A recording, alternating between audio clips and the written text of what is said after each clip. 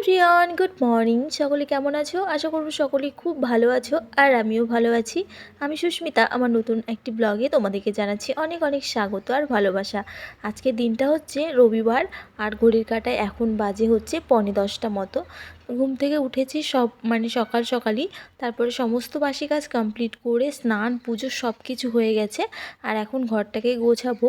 তো তার আগে এই শীতের সময় বিছানা গোছানোর আগে যে কাজটা থাকে, লেপ, তারপরে তোমার যে হালকা ব্ল্যাঙ্কেটটা পাতি, সেই ব্ল্যাঙ্কেটটা সবটা আর কি রোদে ফেলে দিয়ে যায়, একটু গরম হতে দিয়ে যায়। তারপরে বিকেলবেলার দিকে বেশ ভালো লাগে, লেপটাও গরম থাকে, যখন তুলে নিয়ে গিয়ে একটু বিকেলে গড়া দিই বা বসি সন্ধ্যার সময় পর্যন্ত বেশ গরম থাকে। তো এই যে লেপটাকে এখন রোদে দিয়ে দিলাম, আর সাথে কার্পেটটা, তারপরে তোমার হালকা ব্ল্যাঙ্কেটটাকেও রোদে দিয়ে দিয়েছি।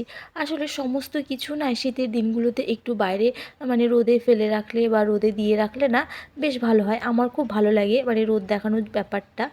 যে কোনো বালিশ বলো, লেপ কাঁথা বলো, বা সমস্ত কিছু একটু রোদ দেখাতে পারলে বেশ ভালো লাগে।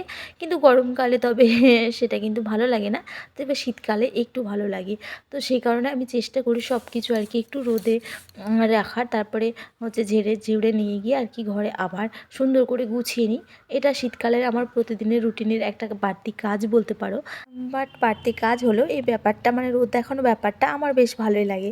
তবে অনেকে বলে যে, সুস্মিতা তুমি প্রত্যেক দিন এই যে রোদে নিয়ে যাও আবার নিয়ে আসো, নিজে তো ব্যস্ত কাজগুলোকে করতে গিয়ে নিজেকে প্রচণ্ড ব্যস্ততার মধ্যেও পড়তে হয়। তো তোমার কখনো অলসতা আসে না? তবে আমি বলি না গো, আমার এই ব্যাপারটা বেশ ভালো লাগে। আমার কখনো অলসতা আসে না, কারণ যদি না দেখাতে পারি তবেই আমার কেমন করে। না দেখাতে পারলে সেই কাজের ক্ষেত্রে অলসতা আসে না। আর যে কোনো কাজ, এই লেপ কাঁথা রোদ দেখানো বলে নয়, যে কোনো কাজ যদি মনোযোগ সহকারে করা যায় বা ভালোবেসে করা যায়, তবে সেই কাজের ক্ষেত্রে কখনোই অলসতা বা বাড়তি কাজ বা কি বলবো, এগুলো মনে হয় না, তাই না বলো? আমার তো তাই মনে হয়। তো তোমাদের কার কার এই রোদ দেখানো ব্যাপারটা ভালো লাগে অবশ্যই আমাকে একটা কমেন্ট করে জানিও তো। তো এদিকে তো আমি ওগুলো সমস্ত কিছু রোদ্রে ফেলে আসলাম। তারপরে এখন দেখো বিছানাটাকে সুন্দর করে গুছিয়ে নিচ্ছি।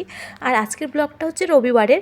সোমবারের ব্লগটা তোমাদেরকে শেয়ার করেছি তোমাদের সঙ্গে, কিন্তু রবিবারের ব্লগটা, ওই যে একদিন ব্লগ শেয়ার করতে পারিনি, সেই ব্লগটাই আর কি ভিডিও শ্যুট করেছি, কিন্তু আমি এডিট করার জন্য আর কি তোমাদের সঙ্গে শেয়ার করতে পারিনি।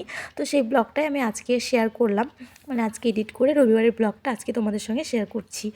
তো এখন তো হচ্ছে কি বলবো, 9:45 বেজে গিয়েছে। তো তোমাদের দাদাভাই চলে এসেছে বাড়ি, আর আমি কিন্তু এখনও চা খাইনি।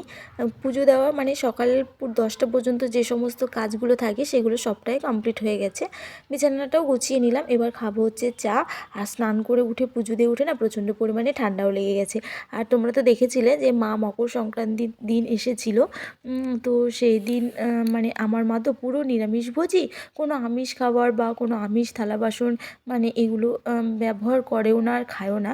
তো সেক্ষেত্রে আমার কিছু নিরামিষ বাসন আমি এখানে রাখি। তো মা এসেছিলো তখন বের করেছিলাম, তো সেগুলো আবার কিছুটা মা যাওয়ার পরে আমি ধুয়ে তুলে রেখেছিলাম।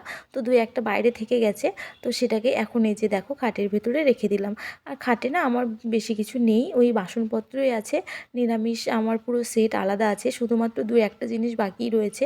একটা কড়াই রেখেছিলাম, বাট যখন আমি আলাদা হয়েছি তো তখন কড়াইটা বের করে নিয়েছিলাম। তো এখন নিরামিষ কড়াই কিনতে হবে। আর মশলা করার জন্য একটা শিলনোড়া বা মিক্সি, যাই হোক নিরামিষ এই দুটো জিনিসের আমার কমতি রয়েছে নিরামিষের মধ্যে। আর হচ্ছে একটা নিরামিষ গ্যাস, এই তিনটে জিনিস নিলেই মোটামুটি আমার নিরামিষের পুরো সেট আলাদা হয়ে যাবে। মা আসলে মারও একটু সুবিধা হয়। তাছাড়াও আমি ভেবেছি বলতে আমার খুব ইচ্ছে, জানো তো, অনেক দিনের ইচ্ছে একটু নিরামিষ সমস্ত কিছু আলাদা করে না মাঝে মধ্যে। দেখো প্রত্যেক দিন আমরা তো সংসারিক, প্রত্যেক দিন সংসারের মধ্যে থেকে ঠাকুরের জন্য করাটা এখনও সেভাবে নিজেকে প্রস্তুত করে উঠতে পারিনি। কিন্তু আমার অনেক দিনের ইচ্ছে যে একটু মাঝে মধ্যে ঠাকুরকে মিষ্টান্ন রেঁধে প্রসাদ নিবেদন করব, বা কিছু হয়তো নিজের মনের মতো কিছু বানিয়ে ঠাকুরকে ভোগ নিবেদন করব। এরকম ধরনের আমার ইচ্ছে রয়েছে, জানি না ঠাকুর সেই ইচ্ছেটা কবে পূরণ করবে। তবে আমার এই ব্যাপারগুলো না বেশ ভালো লাগে, জানো তো। এই যে নিজেরা এত এত খাচ্ছি বা এত নিজেদের জন্যই ভাবছি সবসময়, একটু ঠাকুর যার জন্য আমাদের এই পুরো সংসার জীবন, যার জন্য আমাদের এই মানব জীবন, যার জন্য আমাদের প্রত্যেকটা শ্বাস প্রশ্বাস, আমরা তাকেই আমরা দিন শেষে কিন্তু ভুলে যাই। সারা সারাদিনে অন্তে কিন্তু তাদের স্মরণ আমরা একবার হলেও করি না, এরকম আমরা অনেক মানুষ আছি। বাট আমার খুব মানে ইচ্ছে এগুলো করার, যে একটু রেঁধে বেড়ে ঠাকুরকে ভোগ নিবেদন করব, আমরাও সেই প্রসাদ নেব, এরকম ধরনের আমার ইচ্ছে, যেটা আমার মা করে জানো তো। মানে আমার মা যা কিছু সেবা খায় আর কি, আগে ঠাকুরকে নিবেদন করে তারপরে আমার মা হচ্ছে খায়। তো এরকম আমার মা পুরোটা, কিন্তু অতটা তো আমরা পারবো না, তবে যতটুকু পারবো আমার খুব ইচ্ছে, দেখা যাক কবে সেই ইচ্ছে পূরণ হয়।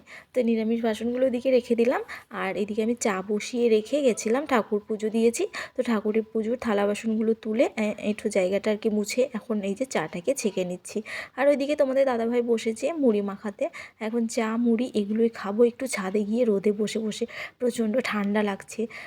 তো যাই হোক, এদিকে বিস্কুটটাও শেষ হয়ে গেছে, তাই বিস্কুটটাও এখন কৌটোতেই যে ভরে নিলাম। তো চলো ছাদ থেকে একটুখানি ঘুরে আসি। ঘুরে আসি বলতে একটুখানি সময় কাটাই নিজেদের মধ্যে, মানে তিনজন মিলে। বেশ ভালো লাগে জানো তো এই রবিবারের দিনটা, কারণ তোমাদের দাদাভাই বাড়িতে থাকি সারা সপ্তাহে, এই একটা দিন তো একটু সকাল সময়টা একসাথে বসে খাই, যাই খাই না কেন, নিজেদের মধ্যে একটু টাইম স্পেন্ড করি, বেশ ভালো লাগে আমার এই ব্যাপারগুলো।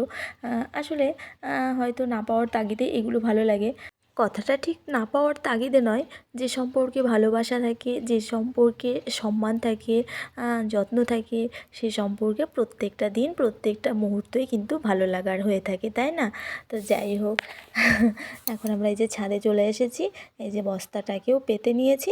তো চলো, এখানে চা করে নিয়েছি, আর বিস্কুট বলতে এই যে কতগুলো ভাঙা বিস্কুট রয়েছে, এগুলো দিয়েই চা খাবো, সাথে এই যে মুড়ি। তো এই তোমাদের দাদাভাই তো সকালে আসার পথে বাজার নিয়ে এসেছিলো, তো তখন তো তোমাদেরকে দেখায়নি, এই যে মাছের মাথা এনেছে, মাছের মাথা দিয়ে করব মুগ ডাল।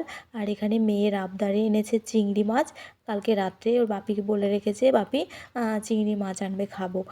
সত্যি কথা বলতে ও একটা চিংড়ি মাছও ছুঁয়ে দেখেনি, মানে চোখে দেখে খিদে যায় বলতে পারো আর কি।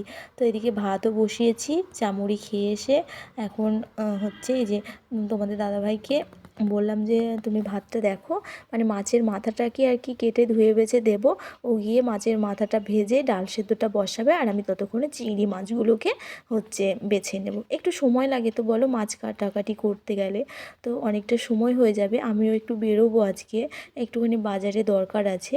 আর এই যে মামামের জন্য আঙুর নিয়ে এসেছিলো, এখনও সেটাই খাচ্ছে। তো বন্ধুরা, অনেকটা সময় পর আমি বাজারে গেছিলাম আমার একটু পার্সোনাল দরকারে। তো আমি এসেছিলাম, তোমাদের দাদাভাইকে রান্না করতে দিয়ে আমি চলে গেছিলাম, কারণ একটু দেরি হয়ে গেছিলো। তো এখানে এই যে দেখো, আলু দিয়ে চিংড়ি মাছের তরকারি করেছে, আর হচ্ছে এই যে মাছের মাথা দিয়ে মুগ ডাল, আর সাথে পরে পাঁপড় ভাজা হয়েছিল। তো এই ছিল আজকের রান্না বান্না, যেটা তোমাদের দাদাভাই করেছে। আমি মাছ টাছ কেটে দিয়ে গুছিয়ে দিয়ে আমি চলে গেছিলাম বাজারে। তো যাই হোক, এই যে এখন আসলাম আমি, এখন হচ্ছে 2টো মতো বাজে, এবার হচ্ছে খাওয়া দাওয়া করব। গুড ইভিনিং বন্ধুরা, এখন সন্ধ্যের সময়, আমি হচ্ছে বিকেলে রুটি করে নিয়েছি, আর পরে আর ব্লগ কন্টিনিউ করতে পারিনি।